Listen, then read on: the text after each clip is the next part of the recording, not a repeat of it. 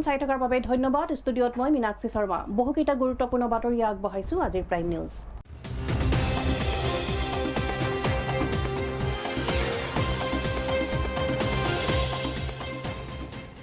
প্ৰথমে চাওঁ আহক কেইবাটাও গুৰুত্বপূৰ্ণ বাতৰিয়ে আজি দখল কৰা শিৰোনাম। ৰাজ্যসভাৰ প্ৰাক্তন সাংসদ ৰিপুণ বৰাৰ তৃণমূল কংগ্ৰেছ দলৰ প্ৰাথমিক সদস্য পদৰ পৰা পদত্যাগ, কংগ্ৰেছত যোগদানৰ সম্ভাৱনা ৰিপুণ বৰাৰ।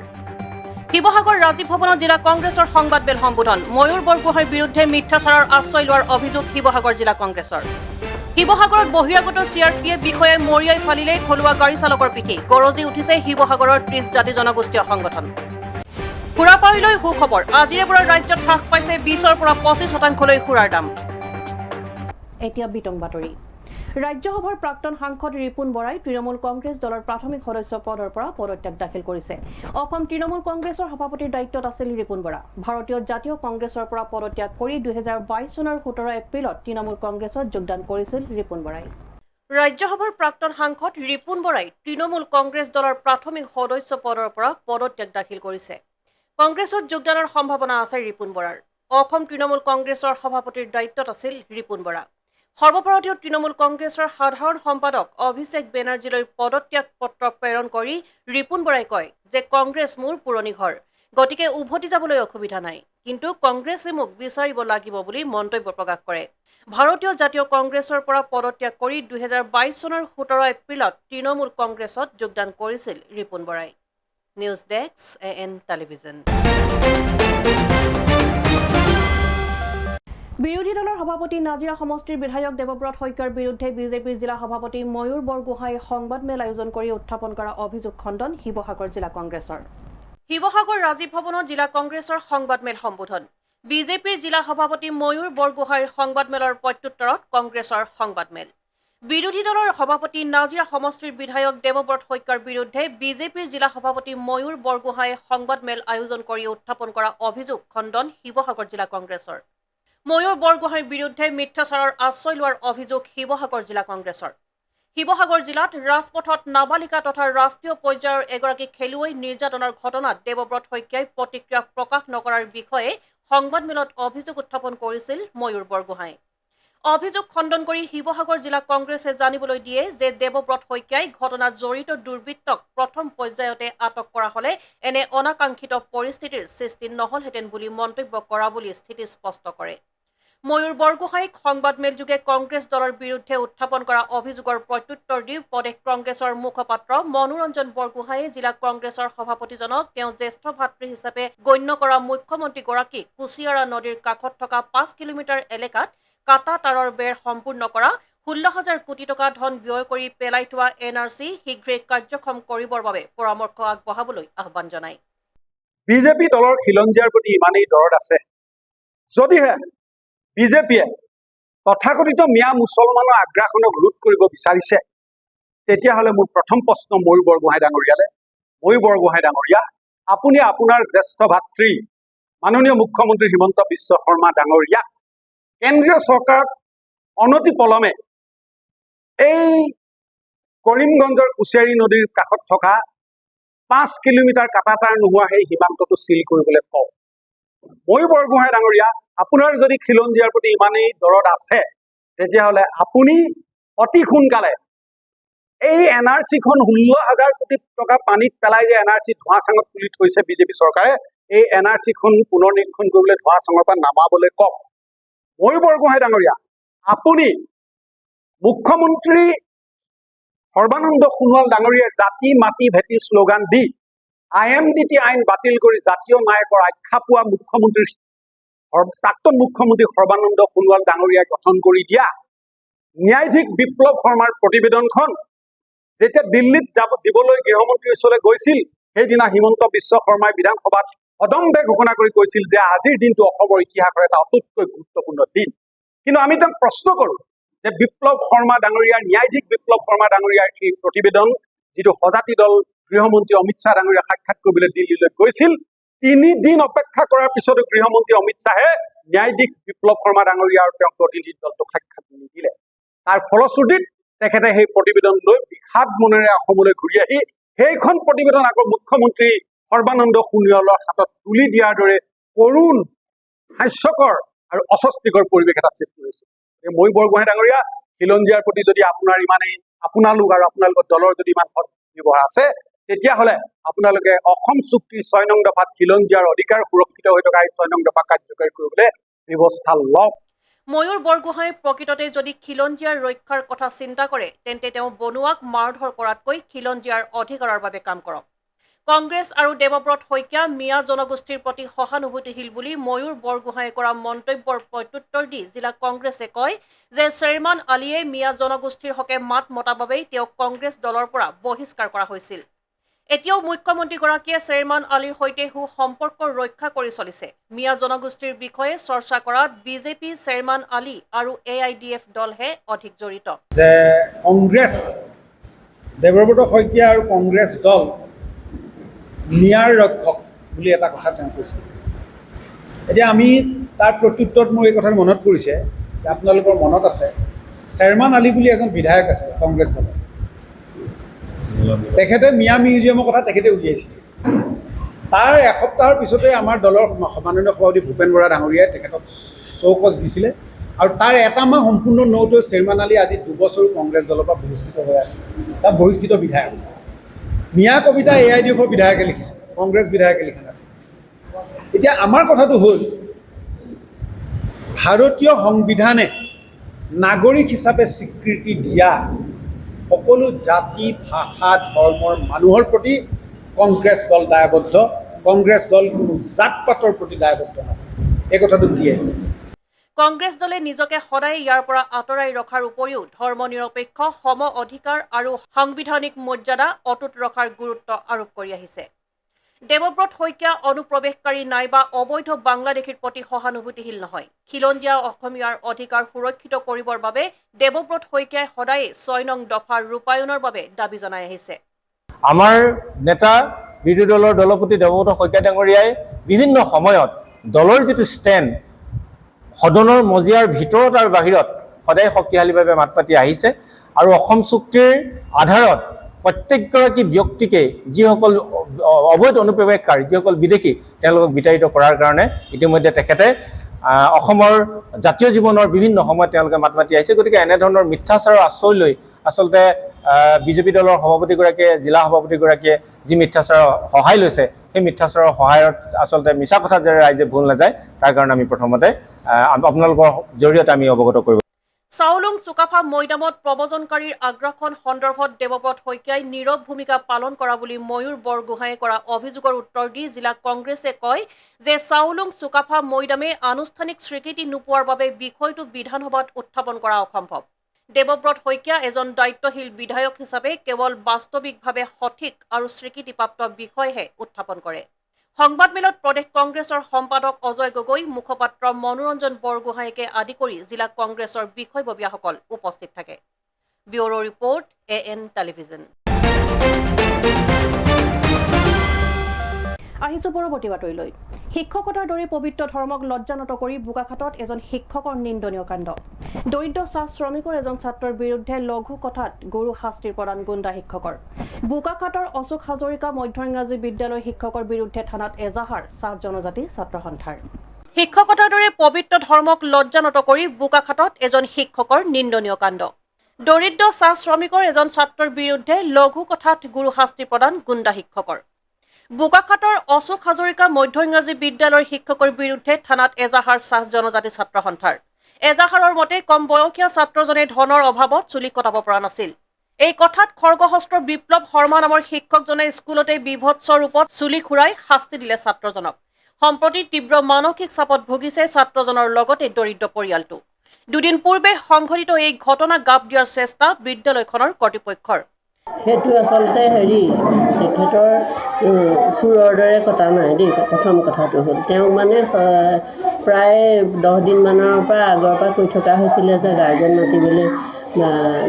তেওঁ যে গাৰ্জেণ্টক কোৱা নাই সেইটো আমি গম নাপাওঁ। তেওঁক মানে গাৰ্জেণ্টক ক'বলৈ কোৱা হৈছিলে। তাৰপিছতে গাৰ্জেণ্টেও একো কৰা নোহোৱা দেখি তেওঁক আচলতে ভয় খুৱাবলৈ কৰা নিচিনা। চুলি কটাৰ যিটো আমাৰ ধৰণ, আমি ফটোটো মিছা নকয়, চুলি কটা এইটো ধৰণে চুলি কাটিব বিদ্যালয়ৰ ভিতৰত পাৰে নে নোৱাৰে? সেইটো বাৰু নোৱাৰে, তেওঁৰ সেইটো ভুল হ'ল বুলি তেওঁ স্বীকাৰ কৰিলে। কাটিছে মাজত নহয়, এইটো তেওঁ স্বীকাৰ কৰিলে নহয়। আৰু আমাৰ এজন ধৰক মানে গভৰ্ণমেণ্ট অফিচাৰ আহি পেলাই দুই পক্ষৰ মাজত মীমাংসাটো হৈ গ'ল। কিন্তু তেওঁ এটা ভুল কৰিছে আজি তাৰিখত। আপুনি ভুল কৰিছে বুলি ভাবেনে নহয়? নহয়, সেইটো তেওঁ ভুল কৰিছে নাই কৰা সেইটো পিছৰ কথা। তেনেকৈ পাৰে নে নহয়? আজি আপুনি এটা কথাই কওক যে বিদ্যালয়ৰ কক্ষৰ ভিতৰত এজন ছাত্ৰ তেওঁ ভুল হ'ল বুলি ক'লে নহয়। তেওঁ যে সেইটো মোৰ ভুল হ'ল বাৰু, তেওঁ ভয় খুৱাবলৈহে কৈছিলে। তেওঁ ভয় খুৱাবলৈহে কৈছিলে, বেলেগকৈ একো কৰা নাই। মানে চুলি কাটি মানে কাটিছেতো তেওঁলোকে নিজেই লগৰখিনি যিখিনি কৰা হ'ল তাৰমানে সেইটোৰ ওপৰতহে হৈছে। আৰু ছাৰে এজন ধৰক গভৰ্ণমেণ্ট অফিচাৰে সেইটো মীমাংসা কৰি দিলে, তাৰপিছত আৰু সেইটো বাহুল্য কৰিব নালাগে আৰু। ধনৰ অভাৱত ভোগা দৰিদ্ৰ পৰিয়াল এটাৰ ছাত্ৰজনৰ মৰ্মবেদনা উপলব্ধি নকৰি শিক্ষকেই চুলি খুৰাই শাস্তি দিয়াৰ অধিকাৰ কোনে দিলে বুলি জাঙুৰ খাই উঠিছে চাহ জনজাতি ৰাইজ। মা দেউতাকে স্কুলত ছাত্ৰ ছাত্ৰীক এটা নিৰাপত্তাৰ মাজেৰে শিক্ষা লাভ কৰিবৰ কাৰণে পঠায়, কিন্তু স্কুলত গৈ যদি ছাত্ৰ ছাত্ৰীয়ে অভিভাৱকৰ যিটো বিশ্বাস, সেই বিশ্বাসটো মানে বিপৰীতে শিক্ষকে যদি মানে এটা মানে অত্যাচাৰীৰ দৰে এটা গুণ্ডাৰ দৰে মানে মাৰপিট কৰি চুলি খুৰাই দি এটা দৃষ্টান্ত মানে এটা যিটো অপৰাধ হ'ব নালাগে তেনেকুৱা ধৰণৰ এটা অপৰাধ কৰা আমি দেখিবলৈ পাইছোঁ। এটা ছাত্ৰৰ অৰ্ধমুণ্ডন অৱস্থাত চুলি খুৰাই তেওঁক ঘৰলৈ পঠাই দিছে। আৰু ঘটনাটো এনেকুৱা হৈছে, এই ল'ৰাজনে স্কুল বাছত অহা যোৱা কৰে। স্কুল বাছত যেতিয়া তেওঁ ঘৰলৈ উভতি গৈছে, স্কুলত তেওঁৰ লগৰীয়াবোৰে তেওঁক কৈছে তুমি চুৰ কৰিছা নেকি? চুৰকে এনেকৈ চুলি কাটে। তেওঁ মাজত সেন্দুৰ লগাই ল'বলৈও কয়। তেনেকৈ টাইপৰ কোৱাৰ কাৰণে তেওঁ ভয়ত ঘৰলৈ নাযায়, তেওঁ পলাবলৈ চেষ্টা কৰিছিলে। আচ্ছাই আমি মহকুমা প্ৰশাসন আৰু মহকুমাধিপতি মহোদয়া আৰু খণ্ড প্ৰাথমিক শিক্ষা বিষয়াক এখন স্মাৰকপত্ৰ প্ৰেৰণ কৰিছোঁ। আমি তৎকালীনভাৱে শিক্ষকজনৰ ওপৰত দৃষ্টান্তমূলক শাস্তি দিবৰ কাৰণে আমি দাবী জনাইছোঁ। যদি নহয় আমি আহি থকা দিনত কিন্তু ছাত্ৰ ছাত্ৰীৰ মানে ভৱিষ্যতটো সুৰক্ষাৰ ক্ষেত্ৰত আমি কিন্তু আন্দোলন কৰিবলৈ বাধ্য হ'ম। ইয়াৰ পিছতে আত্মগোপন দানৱৰূপী শিক্ষক বিপ্লৱ শৰ্মা। এতিয়াতো মই মানে কি মই আজি সেইটো স্কুলতে পঢ়ি মই আণ্ডাৰ মেট্ৰিকেই আছোঁ, কিন্তু মই ইমান দিন পঢ়িলোঁ। আমাৰ আজিলৈকে তেনেকুৱা মানে ব্যৱহাৰ পাতি ইমান ধুনীয়া থৈছে স্কুলখনত, এৰিয়ে দিলোঁ আমি, কিন্তু হ'লেও সেইটো পোৱা নাই। আজি যিটো কৰিলে তেনেকুৱাতো আমি মানে আজিলৈকে দেখাও নাই আৰু পোৱাও নাই। মোৰ ল'ৰা মানে সোমবাৰৰ পৰা আহিব, চুলিটো যেনেকৈ কাটিছে তেনেকুৱাই আছে। সি কৈছে মই দেউতা বোলে আকৌ গ'লে কিবা ক'ব নেকি, মই সেইটো কাৰণে সোমবাৰৰ পৰা তাক পঠিয়াম school. Bureau' report AN television. এইখিনিতে সময় দিছো বাণিজ্যিক বিৰতিৰ পাছত কেইবাটাও গুৰুত্বপূৰ্ণ বাতৰিলৈ পুনৰ উভতি আহিম। চাই থাকক AN টেলিভিজন।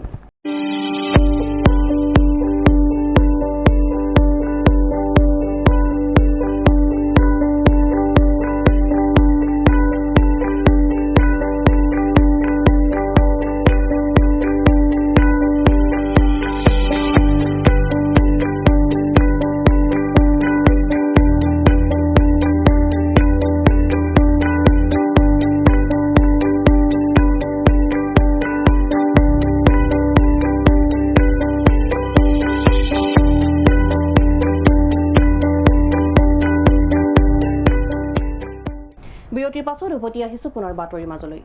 আজিৰ পৰা ৰাজ্যত হ্ৰাস পাইছে সুৰাৰ দাম। আবকাৰী বিভাগে কেইদিনমান পূৰ্বে ৰাজহুৱা কৰা এক বিজ্ঞপ্তিত 1 ছেপ্টেম্বৰৰ পৰা সুৰাৰ দাম হ্ৰাস কৰাৰ কথা উল্লেখ কৰিছিল। সেই অনুসৰি আজিৰ পৰা কাৰ্যকৰী হোৱাকৈ ৰাজ্যত বিলাসী সুৰাৰ দাম ব্যাপক হাৰত হ্ৰাস কৰা হৈছে। আজিৰ পৰা ৰাজ্যত হ্ৰাস পাইছে সুৰাৰ দাম। উল্লেখ্য যে আবকাৰী বিভাগে কেইদিনমান পূৰ্বে ৰাজহুৱা কৰা এক বিজ্ঞপ্তিত 1 ছেপ্টেম্বৰৰ পৰা সুৰাৰ দাম হ্ৰাস কৰাৰ কথা উল্লেখ কৰিছিল। সেই অনুসৰি আজিৰে পৰা কাৰ্যকৰী হোৱাকৈ ৰাজ্যত বিলাতী সুৰাৰ দাম ব্যাপক হাৰত হ্ৰাস কৰা হৈছে। আবকাৰী বিভাগে নিৰ্ধাৰণ কৰা নতুন নিৰিখ অনুসৰি বিভিন্ন ব্ৰেণ্ডৰ বিলাতী সুৰাৰ দাম 22 টকাৰ পৰা 214 টকালৈকে হ্ৰাস কৰাৰ বিপৰীতে 5% এলকহলযুক্ত 650 মিলিলিটাৰৰ বিয়েৰৰ দাম 22 টকাকৈ হ্ৰাস পাইছে। একেদৰে 5%ৰ অধিক এলকহলযুক্ত 650 মিলিলিটাৰৰ বিয়েৰৰ দাম 34 টকাকৈ হ্ৰাস পোৱাৰ উপৰি সাধাৰণ ব্ৰেণ্ডৰ 750 মিলিলিটাৰৰ দামত 117 টকাকৈ হ্ৰাস পাইছে। ৰেগুলাৰ ব্ৰেণ্ডৰ 750 মিলিলিটাৰৰ হুইস্কি আদিৰ দাম 144 টকাকৈ হ্ৰাস পাইছে। ইফালে বিলাতী সুৰাৰ ভিতৰত লাক্সাৰী ব্ৰেণ্ডৰ 360 টকাৰ পৰা 500 টকা ভিতৰৰ 750 মিলিলিটাৰৰ হুইস্কি আদিৰ দাম 166 টকাকৈ হ্ৰাস পাইছে। News desk AN television. শিৱসাগৰত বহিৰাগত CRPF বিষয়াই মৰিয়াই ফালিলে থলুৱা গাড়ী চালকৰ পিঠি চালকজনৰ নাম ৰাজীৱ দত্ত গুৰুতৰভাৱে আহত ৰাজীৱ দত্তই বিষয়া মোহনলালৰ বিৰুদ্ধে সদৰ আৰক্ষী থানাত দাখিল কৰিছে এজাহাৰ শিৱসাগৰত বহিৰাগত CRPF বিষয়াই মৰিয়াই ফালিলে থলুৱা গাড়ী চালকৰ পিঠি চালকজনৰ নাম ৰাজীৱ দত্ত বহিৰাগত CRPFৰ বিষয়াৰ হাতত গুৰুতৰভাৱে আহত ৰাজীৱ দত্তই সদৰ আৰক্ষী থানাত দাখিল কৰিছে এজাহাৰ আহত ৰাজীৱ দত্তই বিষয়া মোহনলালৰ বিৰুদ্ধে দাখিল কৰিছে এজাহাৰ শনিবাৰে নিশা সংঘটিত হৈছে এই বৰ্বৰকাণ্ড আহত ৰাজীৱ দত্ত CRPFৰ উপ অধিনায়কৰ স্কৰপিঅ'ৰ চালক এই ঘটনাক লৈ সৃষ্টি হৈছে তীব্ৰ চাঞ্চল্যৰ গৰজি উঠিছে শিৱসাগৰৰ 30 জাতি জনগোষ্ঠীয় সংগঠন 4 বছৰ ধৰি শিৱসাগৰৰ জয়সাগৰস্থিত CRPF কেম্পত গাড়ী চালক হিচাপে কৰ্মৰত আছিল ৰাজীৱ দত্ত সামান্য কথাত ক্ৰিকেটৰ বেটেৰে গুৰুলকৈ প্ৰহাৰ কৰে খিলঞ্জীয়া যুৱকজনক শিমলুগুৰি কেম্পত তাৰ পাছতে প্ৰহাৰ যুৱকজনক জয়সাগৰস্থিত CRPF কেম্পত ৰাখি থৈ আৰু পৰিয়ালৰ লোকক খবৰ দিয়া পাছতো যুৱকজনক এৰি নিদিয়ে যাৰ ফলত উপায়ন্তৰ হৈ পৰিয়ালৰ লোকে জয়সাগৰ আৰক্ষী চকীত এজাহাৰ দাখিল কৰাৰ পাছত আৰক্ষীৰ দল এটাৰ উপস্থিতিত পৰিয়ালৰ লোকে যুৱকজনক উদ্ধাৰ কৰে দেশৰ বিভিন্ন স্থানত আঘাতপ্ৰাপ্ত হয় দুৰ্ভগীয়া যুৱকজন উল্লেখ্য যে 14 আগষ্ট তাৰিখে সুনীল পাণ্ডে নামৰ CRPF জোৱান এজনে প্ৰহাৰ কৰিছিল কিশোৰ কুমাৰ বৰুৱা নামৰ স্কুল ভেনৰ চালকক যোৱা নিশা ৰাজীৱ দত্ত জয়পাৰৰ নিবাসী তেওঁ বিগত 4টা বৰ্ষ CRPF কেম্পত তেওঁ গাড়ী চালক হিচাপে নিয়োজিত হৈ আছিলে কালি তেওঁ সদায় শনিবাৰে তেওঁ ঘৰলৈ আহে মাক যিহেতু ঘৰত অসুখীয়া তেওঁ শনিবাৰে ঘৰলৈ আহিবলৈ যি কোম্পানী ইন্সপেক্টৰক কওঁতে তেওঁ খুব অশ্লীল ভাষাৰে গালিগালাজ কৰাৰ পিছত তেওঁ মুখেৰে প্ৰত্যুত্তৰ দিয়ে তাৰপিছত তেওঁ শাৰীৰিকভাৱে তেওঁ এখন বেটেৰে হাতত কঁকালত আৰু খুব বেয়াকৈ তেওঁ আঘাত কৰিছে ক্ৰিকেট বেটেৰে তেওঁ খুব বেয়াকৈ প্ৰহাৰ কৰিছে এই ঘটনাটো আমি সদৌ কোচ এবং ছাত্ৰ সন্থাই তীব্ৰ ভাষাৰে গৰিহণা জনাইছোঁ আৰু ইতিমধ্যে তেওঁৰ পৰিয়ালৰ লোকে জয়সাগৰ থানাত কালি এখন কাগজ দিছে অতি পৰিতত বিষয় এইটো যে জয়সাগৰ থানাৰ OC অহাৰ পিছতো কিন্তু কোম্পানীৰ পৰা তেওঁক ৰিলিজ দিবলৈ বিচৰা নাছিলে পৰৱৰ্তী সময়ত যেতিয়া আমি উপ আৰক্ষীক অধীক্ষকসকলৰ কথা পাতিছিলোঁ ফোন যোগে যোগাযোগ কৰাই দিয়াৰ পিছতহে তেওঁ কিন্তু জয়সাগৰ কেম্পৰ পৰা আমাৰ লগত দিছিলে আৰু পুলিচৰ উপস্থিতিত আমি জয়সাগৰ মেডিকেলত তেওঁলোকক মেডিকেল কৰাই শিৱসাগৰত ৰাতিয়ে শিৱসাগৰ থানাত আমি এজাহাৰ দিওঁ আজি শিৱসাগৰ থানালৈ গৈ গম পালোঁ যে সেই এজাহাৰখন শিমলুগুৰি থানালৈ ফৰৱাৰ্ড কৰা হৈছে গতিকে গোটেই যিটো বিষয় এই বিষয়টো আমি সদৌ কোচ এবং ছাত্ৰ সন্থাই তীব্ৰ ভাষাৰে গৰিহণা জনোৱাৰ লগতে আমি এই কথাটো ক'ব বিচাৰিছোঁ যিটো সময়ত ঐতিহাসিক শিৱসাগৰত বহিৰাগতৰ বিৰুদ্ধে এখন সংগ্ৰাম চলি আছে সেই সময়তে মানে আপোনাৰ ফৌজী পোছাকধাৰী বহিৰাগতই কিন্তু তেওঁলোকৰ যিটো মানসিকতা সেই মানসিকতাটো কিন্তু সলনি হোৱা নাই তেওঁলোকে আজিও যি এজন খিলঞ্জীয়া যুৱক তেওঁৰ ওপৰত যি প্ৰহাৰ কৰিলে সেইটো আমি আৰক্ষী প্ৰশাসনক জিলা প্ৰশাসনক আমি 24 ঘণ্টা সময় সীমা নিৰ্ধাৰণ কৰি দিছোঁ যদি 24 ঘণ্টা সময়ৰ ভিতৰত তেওঁলোকক যদি কঠোৰতম যি আৰক্ষী যি ব্যৱস্থা সেই ব্যৱস্থা যদি তেওঁলোকে নলয় আমি বিগত সময়ত যি গণতান্ত্ৰিক প্ৰক্ৰিয়া আন্দোলন কৰিব লাগে আমি সেই প্ৰক্ৰিয়ালৈ আগবাঢ়ি যাবলৈ বাধ্য হ'ম ব্যুৰো ৰিপৰ্ট AN টেলিভিজন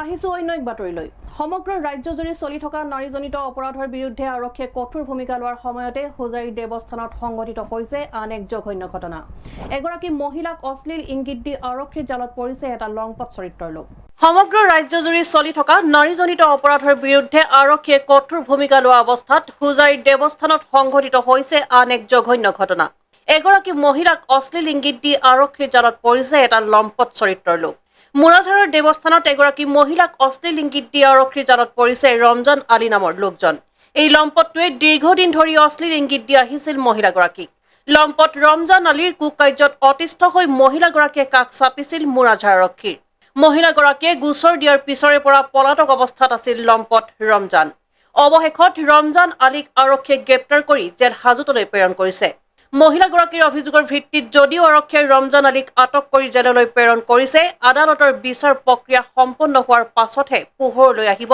ঘটনাৰ প্ৰকৃত সত্য জুনৰ 24 তাৰিখে এটা এজাহাৰ দাখিল কৰিছিল মোৰ জোৱাই আৰু মোৰ ছোৱালী দেৱস্থান থানাৰ পুলিচ প্ৰশাসনে বহুত বিচাৰিছে তাক বিচাৰি পোৱা নাই আৰু সি ফোনত বহুত বেয়া দম দি আছে মোক কেছ কৰি কি কৰিছা মোক কেছ কৰি কি কৰিবা কেলকাতাৰ ছোৱালীজনী যেনেকুৱা দৰ্শন কৰিছে তাতকৈ বেয়াকৈ দৰ্শন কৰি মোৰ তোৰ ছোৱালী মোক কেছ কৰি একো কৰিব নোৱাৰি আৰু আপোনাক কৈছিলে নেকি কোনে কৈছে এই ৰমজান আলী তাৰপিছত তাৰ দেউতাকক ক'লোঁ তাৰ ভাইককে ক'লোঁ আৰু কাপোৰখন দাঙি মোৰ ছোৱালীজনীক বেয়া অশ্লীল ভাষা কৰি থাকে দেখাই থাকে মোৰ জোৱাই ঘৰত নাথাকে ল'ৰা ছোৱালী দুটা সৰু স্কুলত যায় সি ঘৰত সোমাই নানান ধৰণৰ অশ্লীল কাম কৰিব বিচাৰে। মোৰ ছোৱালী চিঞৰ বাখৰ কৰে, ৰাইজৰ মানুহে বহুতে দেখাও পাইছে আৰু গাঁৱৰ মানুহ আৰু বহুতৰ লগত তেনেকুৱা হৈছে ছাৰ। এতিয়া আমি বহুত দুখিত হৈ পুলিচ প্ৰশাসনক আহ্বান জনাইছোঁ যে মোৰ ন্যায়খন লাগে, মোৰ তদন্তখন কৰিব লাগে, উচিত বিচাৰটো মই চাই আছোঁ। Bureau report AN television. এইখিনিতে সময় এটি পুনৰ চমু বাণিজ্যিক বিৰতিৰ পাছত কেইবাটাও গুৰুত্বপূৰ্ণ বাতৰি লৈ পুনৰ উভতি আহিম। চাই থাকক AN টেলিভিজন।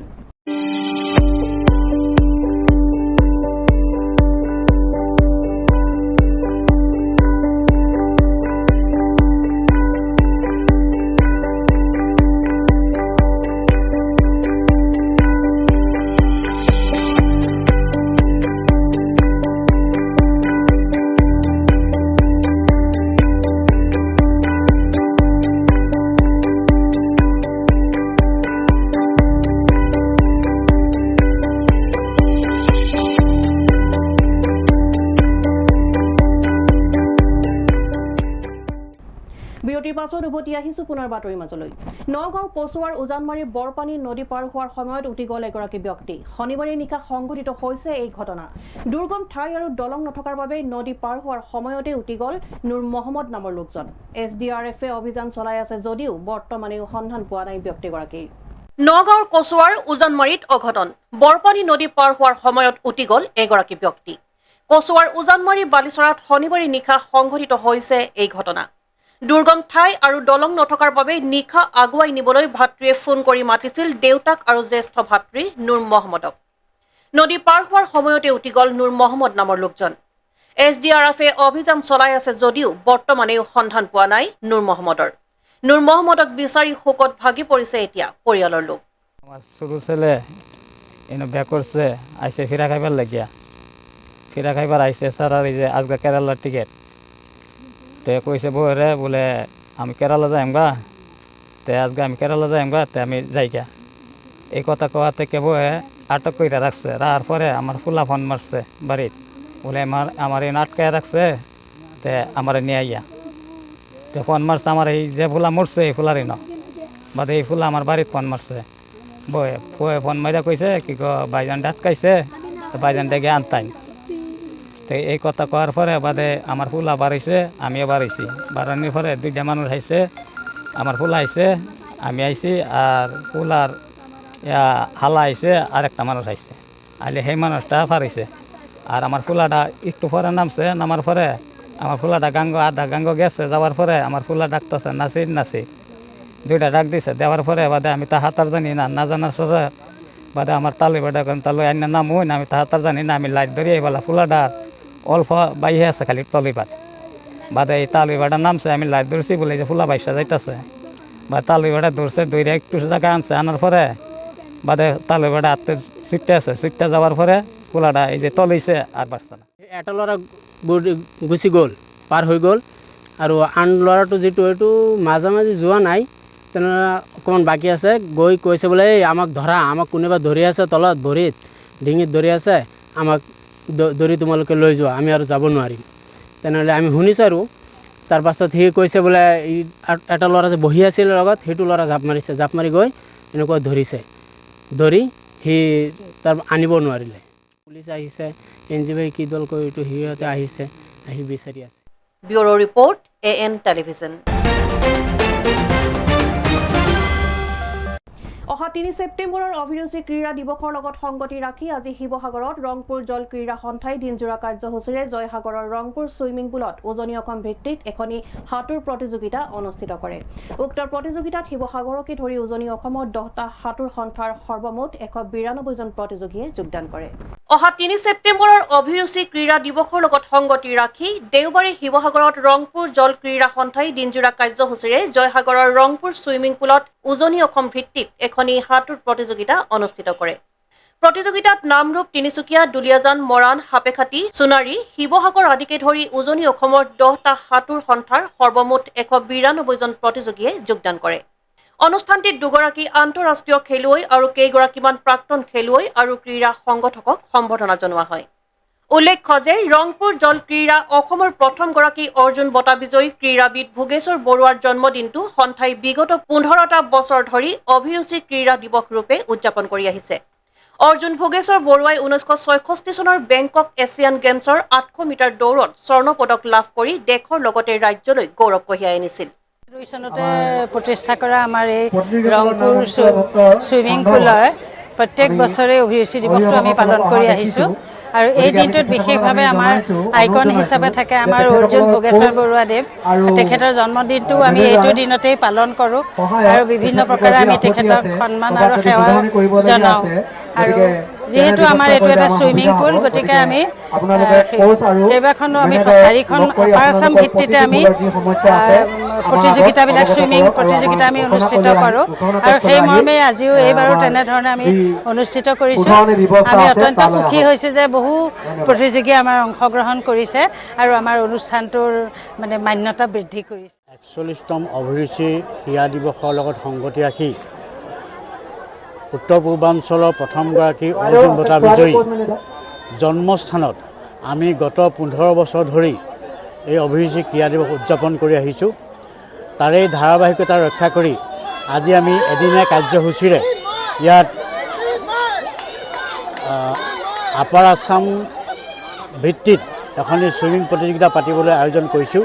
ইতিমধ্যে আপোনালোকে দেখিছে তিনিচুকীয়া, নামৰূপ, সোণাৰী, দুলীয়াজান, সাপেখাতি, মৰাণ ইত্যাদি 10টা পুলৰ 2 শতাধিক প্ৰতিযোগীয়ে ইয়াত অংশগ্ৰহণ কৰিছে। আমি আজি ইয়াত আহি উপস্থিত হোৱা সকলোবিলাক প্ৰতিযোগী, কৰ্মকৰ্তা, অভিভাৱক, অভিভাৱিকা আৰু আমাৰ ৰংপুৰ জলকীয়া সন্থাৰ সন্মানীয় সদস্যসকলৰ সহযোগিতাৰ কাৰণে আন্তৰিক কৃতজ্ঞতা ধন্যবাদ জনাইছোঁ। আমি আশা ৰাখিছোঁ যে এইগৰাকী আমাৰ খেল জগতৰ পুৰোধা ব্যক্তিক পদানুসৰণ কৰি আমাৰ ৰংপুৰ জলকীয়া সন্থাই ইতিমধ্যে 4গৰাকী আন্তঃৰাষ্ট্ৰীয় সাঁতোৰবিদ সৃষ্টি কৰিবৰ কাৰণে সক্ষম হৈছোঁ। সেইসকলৰ ভিতৰত আস্থাপ্ৰিয়া চৌধুৰী, উত্তৰা গগৈ, অভিজ্ঞান দত্ত, ভাৰ্গৱ বৰগোহাঁই, এই 4গৰাকী আন্তঃৰাষ্ট্ৰীয় সাঁতোৰবিদ আমাৰ পুলৰ পৰা সৃষ্টি হৈছে আৰু তাৰ লগতে সংগতি ৰাখি বহুবিলাক ৰাষ্ট্ৰীয় পৰ্যায়ৰ সাঁতোৰবিদ আমাৰ পৰা সৃষ্টি হৈছে। আমি আশা ৰাখিছোঁ তেখেতৰ মান ৰক্ষা কৰিবৰ কাৰণে আমি প্ৰতিজনেই আহুপুৰুষৰ চেষ্টা কৰিছোঁ আৰু তাৰে ধাৰাবাহিকতা ৰক্ষা কৰি আমি এই ৰংপুৰ জলকীয়া সন্থাই এই গত 15 বছৰে তেখেতৰ জন্মস্থানত এই সাঁতোৰ প্ৰতিযোগিতা অনুষ্ঠিত কৰি আহিছোঁ। গতিকে আমি আশা ৰাখিছোঁ ইয়াত যি সকলোৱে যি আকুণ্ঠ সহযোগিতা পাইছোঁ, এই সহযোগিতাই আমাক ভৱিষ্যতে আৰু উন্নত মানৰ প্ৰতিযোগিতা অনুষ্ঠিত কৰিবৰ কাৰণে প্ৰেৰণা যোগাব, উৎসাহ জনাব, এই আশা ৰাখিলোঁ। আৰু পুনৰবাৰ আমি আজি ইয়াত উপস্থিত হোৱা সকলোলৈকে ৰংপুৰ জলকীয়া সন্থাৰ তৰফৰ পৰা আন্তৰিক কৃতজ্ঞতা আৰু ধন্যবাদ জনাওঁ। Bureau report AN television. আজিৰ শেষৰটো বাতৰি। দেওবাৰে অসমৰ মুখ্যমন্ত্ৰী ডক্টৰ হিমন্ত বিশ্ব শৰ্মাৰ নিৰ্দেশ মৰ্মে অসম চৰকাৰক প্ৰতিনিধিত্ব কৰি মন্ত্ৰী জয়ন্ত মল্ল বৰুৱাই ত্ৰিপুৰাৰ মুখ্যমন্ত্ৰী ডক্টৰ মানিক চাহক ৰাজ্যখনৰ বানপীড়িত ৰাইজৰ সহায়ৰ অৰ্থে 5 কোটি টকাৰ বিশেষ আৰ্থিক অনুদানৰ চেক প্ৰদান কৰে। দেওবাৰে অসমৰ মুখ্যমন্ত্ৰী ডক্টৰ হিমন্ত বিশ্ব শৰ্মাৰ নিৰ্দেশ মৰ্মে অসম চৰকাৰক প্ৰতিনিধিত্ব কৰি মন্ত্ৰী জয়ন্ত মল্ল বৰুৱাই ত্ৰিপুৰাৰ মুখ্যমন্ত্ৰী ডক্টৰ মানিক চাহক ৰাজ্যখনৰ বানপীড়িত ৰাইজৰ সহায়ৰ অৰ্থে 5 কোটি টকাৰ বিশেষ আৰ্থিক অনুদানৰ চেক প্ৰদান কৰি তেওঁ কয় যে শেহতীয়াকৈ ত্ৰিপুৰাৰ ভয়াৱহ বিধ্বংসী ৰূপ ধাৰণ কৰা আৰু ৰাজ্যখনৰ জীৱন আৰু জীৱিকাত যথেষ্ট প্ৰভাৱ পেলোৱা বানপানীৰ কথা শুনি অসমৰ মুখ্যমন্ত্ৰী ডক্টৰ হিমন্ত বিশ্ব শৰ্মাই এক বিশেষ পত্ৰযোগে ত্ৰিপুৰাৰ বান পৰিস্থিতিৰ বাবে মন্ত্ৰী জয়ন্ত মল্ল বৰুৱাক ৰাজ্যখনলৈ প্ৰেৰণ কৰি 5 কোটি টকাৰ আৰ্থিক অনুদানৰ চেক আগবঢ়োৱাৰ কথা উল্লেখ কৰে। লগতে ত্ৰিপুৰাৰ এই প্ৰত্যাহ্বানমূলক সময়ত অসমবাসীৰ আন্তৰিক সমবেদনা সদায় লগত থাকিব বুলি তেওঁ পত্ৰযোগে কয়। News desk AN television. আজিৰ প্ৰাইম নিউজ ইমানেই আছিল। মীনাক্ষীক আজিলৈ ইমানতে বিদায় দিয়ক। অধিক বাতৰিৰ বাবে চাই থাকিব AN টেলিভিজন। নমস্কাৰ।